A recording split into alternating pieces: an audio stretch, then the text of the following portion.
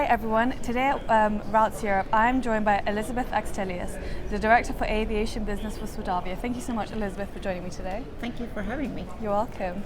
So could you please introduce yourself to the audience? Yeah, I'm with Swedavia, the Swedish airports. We operate 10 airports in Sweden. I've been with Swedavia for slightly over 10 years now, so it's time is running quickly. Before joining Swedavia, I spent almost all my life in the aviation industry, so I've been working with a few airlines and most of the time with SAS. Right, okay. So as you mentioned, Swedavia owns, operates and develops a network of 10 Swedish airports. So how has business been for the airports under Swedavia? I think business has been good. What we see is that the traffic is picking up, and especially European traffic and international traffic. There is a high demand for international traffic at the moment, especially in Stockholm, Stockholm Arlanda and Gothenburg. So that looks promising. Actually, at the moment, demand is picking up at a faster pace than the supply in the market. So that's a challenge for us, but also an opportunity, of course, for the airlines. Of course. The challenge we have at the moment, and if you look at our total figures, they are behind 2019, and this challenge is actually the domestic traffic. We see a different travel pattern than before the pandemic. Of course, digitalization has an impact on that. There are more and more digital meetings, and that was a trend that actually started years before the pandemic, but it accelerated during the pandemic. Understood. Okay. So the short domestic sectors with high share of business traffic, that's where we see a slow demand at the moment. And I wanted to pick up on two things you just mentioned. So with regards to the supply, who's failing to meet the supply in your opinion? Is it airports, airlines, other organizations, and why? It's actually, when I talk about supply, I mean the seat capacity in the market. So there is less seat capacity from the airlines. In 2022, we had both Ryanair and Eurowings started up a basis at Stockholm Arlanda. That has been good for us. Three of the largest customers that we have at the airport has been under reconstruction, and SAS are still in reconstruction, but things are moving in the right direction, so that's good. That's good, yeah. And with regards to your domestic, are you doing anything, what are you doing to sort of get those domestic passengers back, if at all? For the smaller regional airports and for the regions, the domestic traffic is extremely important because it connects Sweden and it connects Sweden with the rest of the world. Sweden is quite a large country, meaning that aviation is crucial. Of course. So that is a topic that is discussed among airlines together with the regions, because we need the traffic to pick up, because otherwise the supply in the market will be far less, and it will have an impact on the connectivity in the market. But I think that we also talk about sustainability, and we talk about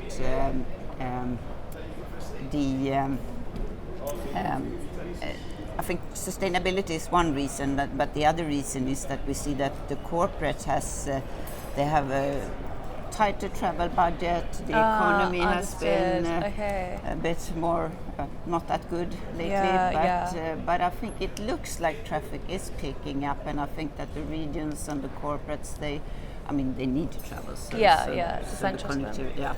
For sure. So for my next question, I wanted to ask, are there any new developments happening at Swedavia that maybe you could tell us about? There is quite a lot of things going on. Okay, top three.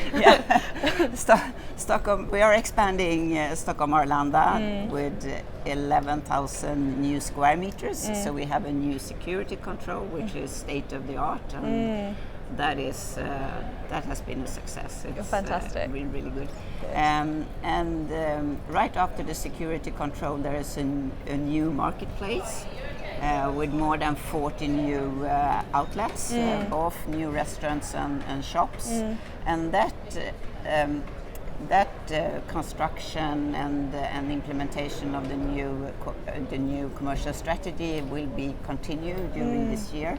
And as you probably heard, there's also the commercial strategy is implemented on all our airports, and at Gothenburg, for example, we have a new commercial offer as well. So I think it's important to be up to date and to modernize. Absolutely. But that is one thing that we are doing, and of course, as you might know, sustainability is extremely important for us. So we've been working. Since 2020, all 10 our airports are fossil-free from our own operation. We will continue that journey. So now we are working together with the partners at the airport. So the next step will be a fossil-free ground operation at the airport. In 2 of our airports have already reached the highest or level 5 in the airport carbon accreditation system, and this year Arlanda and Ronneby will follow. And on top of that, we also have a long-term work to make aviation more sustainable. We are working together with different partners, Airbus, Avinor, SAS and Vattenfall regarding hydrogen and the new technology that is coming. We need to prepare our airports for that, and also in terms of electrification and electrical aviation. Understood. So Swedavia's recent passenger statistics saw 2.5 million passengers pass through airports, which is an increase of 5% last year. What do you credit down to this improvement, and what do stories like this demonstrate about Swedavia's passenger traffic strategy overall? It's the European traffic that is growing, and it's also we also have several new routes, like almost 30 new routes at the airport for this summer or this year. Last year we had 35 new routes, and the year before that over 50. So I think you have to continue to develop the offer or the route network at the airport. That is important both for outbound and inbound traffic. Understood. So I think the European traffic is growing faster than the 5% you mentioned. Right. Okay. Good. No. We also see that intercontinental traffic is growing rapidly at the moment. So we will have Canada starting up this summer. Okay. Good. And also ANA later this year, or in the beginning of midwinter. Good. No, that's really good. So strongest passenger growth comes from Stockholm Arlanda Airport and Gothenburg Landvetter.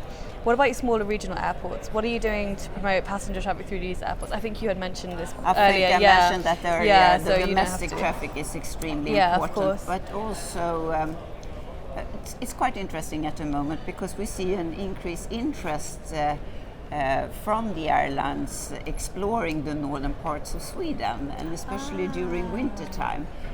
So they're exploring their own country. Or we will see Transavia France open up routes into Luleå during winter time. So it seems like it's an increased interest for tourists coming into the northern parts of Sweden. And of course, outbound leisure traffic from the regional airports is also something that we have been working on. We have more charter routes this summer, so there will be more options for the travelers. Understood. But for the regional airports, domestic traffic is extremely crucial, important, and also the connectivity into Arlanda. Yeah, of course. So United Airlines and Delta Airlines have launched new routes from Stockholm to New York and New Jersey, and Croatia direct routes to Zagreb. There have been plentiful new routes announced by Ryanair as well. So what does this play overall of Swedavia's route development strategy? I think Zagreb is that's interesting and important because I think that we should have good connections to all European capital. Yeah. We were lacking Zagreb, and there's still a few more to go. It'll come. So that will come. Yeah. So that is part of our strategy, Right. and of course also good connectivity with the large hubs in Europe is also very important, Yeah. like Amsterdam, Frankfurt, Munich, London, yeah. Istanbul. So that's very important for us. And on top of that, of course, direct routes to the larger destinations in Europe. That's something that we always follow and looking at, is the route underserved or etc. So we try to, if it's underserved, then of course we try to attract another airline and to make sure that there is competition on the route. And in terms of North America, that has been a challenge for us because North America is actually one of the largest markets and it's definitely underserved. Okay. And we need good connectivity to the large hubs in the world. Yeah. Like to a large US hub. New York. And also we used to have Chicago, and that was good. But now with Air Canada also coming this summer, they will provide good connectivity not only to Canada but also to the US markets. So that's good for us. And I think it's the same with Asia. A better connectivity to the large Asian hubs. Yeah. Understood. So how do you retain an airline once you have secured a new client, and how do you work with airline and tourism agencies to market the new route? First of all, we have, like many other airports, an incentive schemes for those who are establishing a new route. Yeah. But if the airline are operating and they are increasing the number of passengers, frequencies, then we're also offering a growth incentive. And on top of that, we do marketing campaigns co-financed by us together with the airlines that are either entering into the market or growing in the market. That is one thing that we are doing. We also have a cooperation with the local tourist organizations in the regions, but also with Visit Sweden. So we are offering marketing funds together with them as well. Okay. And of course we do a lot of things in social media to highlight the offer at the airport, and you can do competitions, etc. together. Good, yeah. All helps. Yeah, that helps, yeah. So Gothenburg Landvetter Airport have inaugurated a new range of food, drinking, shopping options, I think you mentioned, including so many companies like Doe & the Juice, WH Smith, InMotion, etc. So how do they enhance passenger experience, and why is it important to do so? I think it's important because you have to update the offer now and then to be relevant for the customers. Sure. And I think also that you have to offer something for everyone. You have to offer something for those with a thinner wallet or for those with a thicker wallet. Okay. And also for families and children. Yeah. So you have to stay relevant. Yeah. And of course the commercial offer, it's important for our revenues, but it's also important for our airline customers, because if we have better and improved commercial revenues, we will be able to maintain our competitive charges as well. Yeah, of course, yeah. And lastly, as my final question, I want to ask, what is keeping you up at night? Usually I sleep very well at night, but I'm the kind of person that likes to work late at night. Okay. Yeah.